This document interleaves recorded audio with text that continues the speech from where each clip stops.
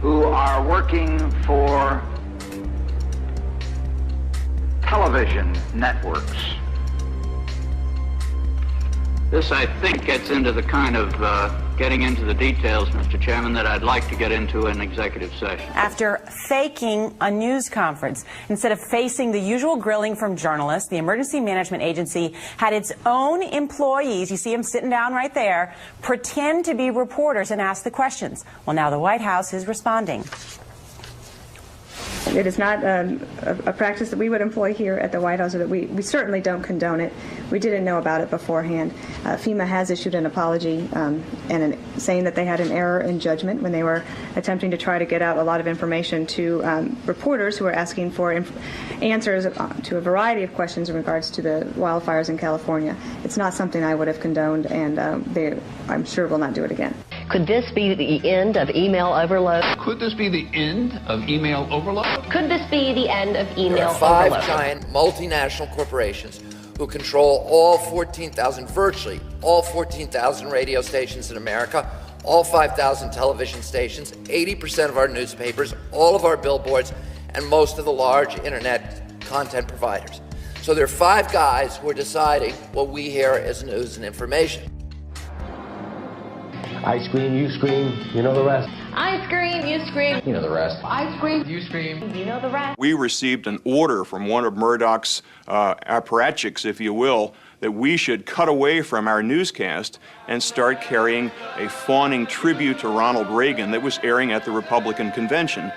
We were stunned because up until that point we were allowed to do legitimate news, and suddenly we were ordered from the top to carry propaganda, carry Republican right-wing propaganda. Do you have any people being paid by the CIA who are contributing to the national news services, AP and UPI?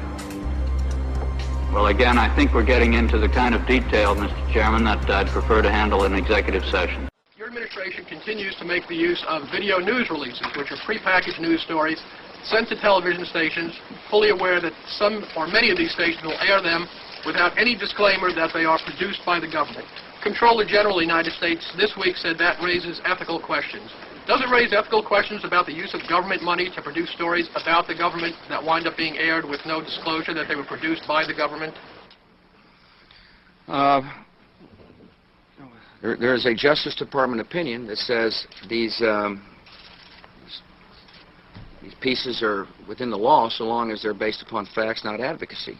Iraq's continued defiance of the community of nations presents a challenge which must be addressed. Presents a challenge which must the be member addressed. for Grindler.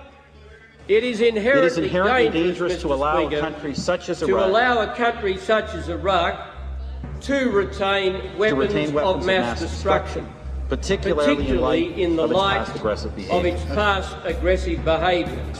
If the world community fails to disarm Iraq, we fear that other rogue states will be encouraged to believe that they too can have. When so many in the media are reporting the same stories, promulgating the same narratives, relying on the same sources, even using the same phrases. I mean, think of it. There are literally thousands of legitimate news stories that could be reported in a given day, and an infinite number of ways to report them. When everybody's on the same page, it might be the result of an organized campaign. Whether it's CNN or CBS or NBC, it's all fiction. People making this junk know that.